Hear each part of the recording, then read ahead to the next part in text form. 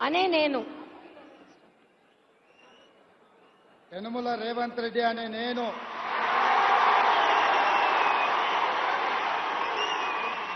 శాసనం ద్వారా నిర్మితమైన భారత రాజ్యాంగం పట్ల నిజమైన విశ్వాసం విధేయత చూపుతానని భారతదేశ సార్వభౌమాధికారాన్ని సమగ్రతను కాపాడుతానని తెలంగాణ రాష్ట్ర ముఖ్యమంత్రిగా నా కర్తవ్యాన్ని శ్రద్ధతో అంతఃకరణ చిత్తశుద్ధితో నిర్వహిస్తానని భయం గాని పక్షపాతం గాని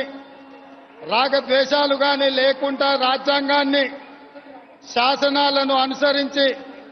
ప్రజలందరికీ న్యాయం చేకూరుస్తానని దైవ సాక్షిగా ప్రమాణం చేస్తున్నాను.